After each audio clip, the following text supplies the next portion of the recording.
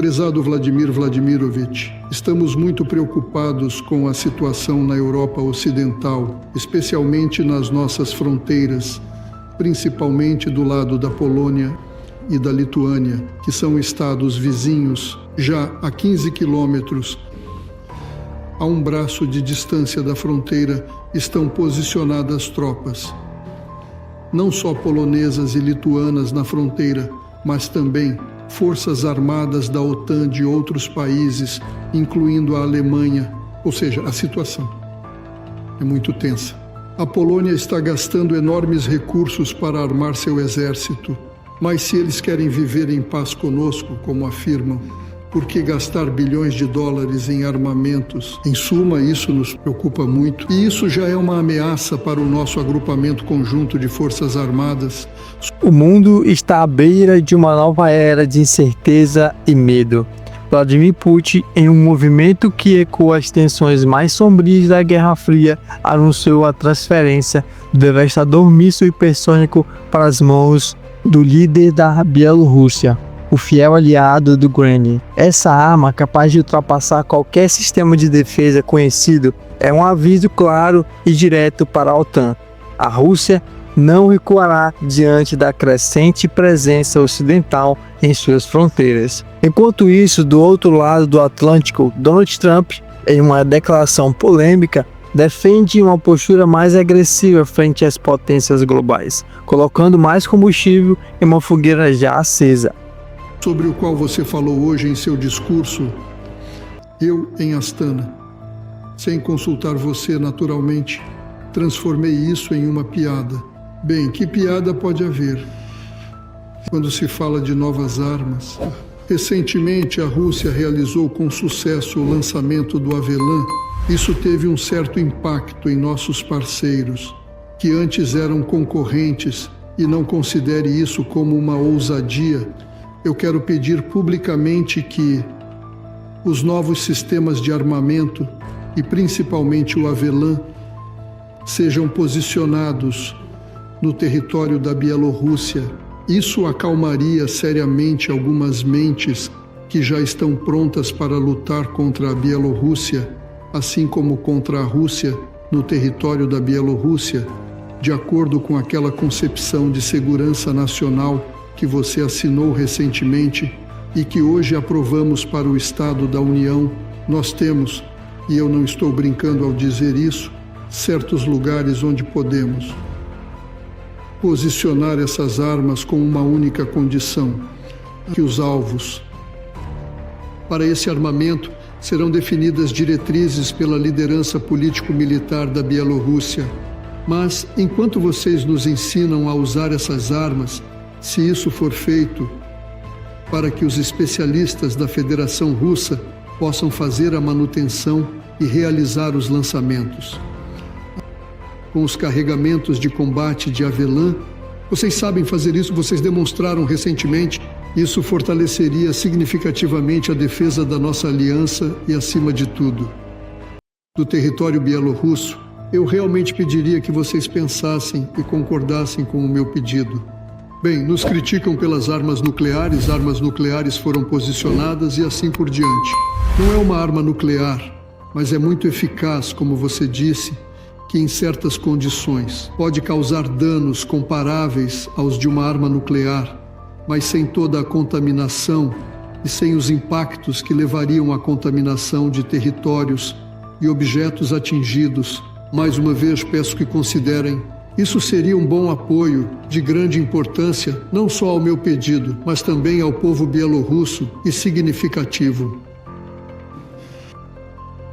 Putin não apenas eleva a tensão na Europa Oriental, mas reforça seu arsenal com o sistema da última geração. Os mísseis hipersônicos, os drones de ataque autônomo e os submarinos silenciosos como o Boreal são apenas a ponta do iceberg de um poderio militar projetado para intimar e, se necessário, devastar. O que está por trás dessa movimentação?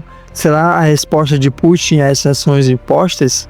Ou uma tentativa de consolidar sua posição estratégica enquanto desafia diretamente a OTAN? O planeta observa uma apreensão. Qualquer passo em falso pode ser o início de um conflito que ninguém pode prever onde terminará. A guerra está mais próxima do que nunca. Só o tempo dirá. Mas uma coisa é certa: o relógio da paz está correndo e o tic-tac parece cada vez mais alto.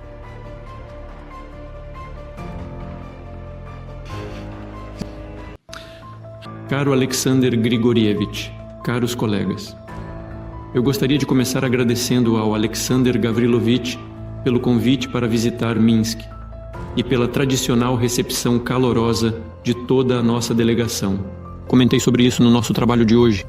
Um grande trabalho foi feito por especialistas e representantes dos governos de ambos os lados para preparar o evento de hoje.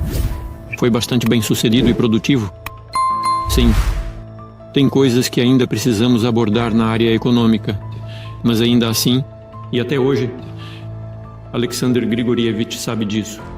Os colegas de ambos os lados sabem, praticamente todas as questões que causaram alguma controvérsia, talvez. Até a necessidade de alinhamento, todas elas foram justamente acordadas. É claro que ainda há algo a ser feito e faremos isso. Estou confiante de que teremos bons resultados, pois ambos os lados têm vontade e disposição para continuar nosso trabalho em conjunto. E isso significa que as soluções serão encontradas. Embora, repito, até hoje, professor, provavelmente você concorda. Não existem questões que causem insatisfação de um lado ou de outro no desenvolvimento das nossas relações. Existem, eu repito, questões nas quais precisamos trabalhar e faremos isso. Agora, acabamos de assinar 2 acordos muito importantes sobre o mercado único de eletricidade e o acordo de garantias de segurança. Claro, esse acordo tem uma importância fundamental, um na área da economia e o outro na área da segurança, já que esse acordo de garantias de segurança define os compromissos de aliança mútua para garantir a defesa da Rússia e da Bielorrússia. E como já dissemos, com o uso de todas as forças e recursos disponíveis, é exatamente por isso que decidimos atender aos pedidos da República da Bielorrússia e do presidente da Bielorrússia para a instalação de armas nucleares táticas russas no território da Bielorrússia. Mas claro, sistemas modernos como o Oresnik não têm análogos no mundo. No caso do uso em grupo, eles são comparáveis ao uso de armas nucleares, mas eles não são armas de destruição em massa. Por 2 razões. Primeiro, isso é diferente de armas de destruição em massa. É uma arma de alta precisão. Ela não atinge áreas amplas e alcança resultados não pela sua potência, mas pela sua precisão. Essa é a primeira questão. E a segunda razão, no caso do uso em grupo de 1, 2 ou 3 sistemas, em termos de poder de ataque, é equivalente ao nuclear, mas não contamina a área, não tem efeitos radiológicos, já que não há componentes nucleares na ogiva desses mísseis, sobre a possibilidade de instalar uma arma tão poderosa como o Oresnik no território da Bielorrússia. Ao assinarmos o acordo de garantias de segurança hoje, ele considera a instalação de sistemas como o Oresnik no território da República da Bielorrússia como possível, em primeiro lugar. Em segundo lugar, eu acho que isso se tornará possível na segunda metade do próximo ano.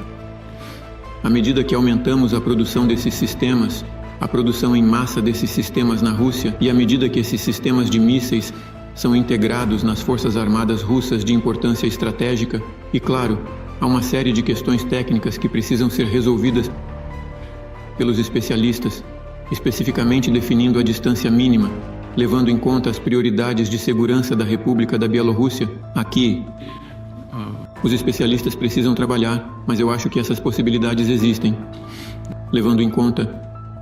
Isso demandará custos baixos, levando em conta que na Bielorrússia ainda existem algumas capacidades de infraestrutura desde os tempos da União Soviética. Logo, a instalação desses sistemas bielorrussos estará ligada a custos mínimos para montar a infraestrutura. E claro, mesmo que eles façam parte do complexo de mísseis estratégicos da Rússia, a escolha dos alvos na área do provável inimigo sem dúvida caberá à liderança político-militar da República da Bielorrússia.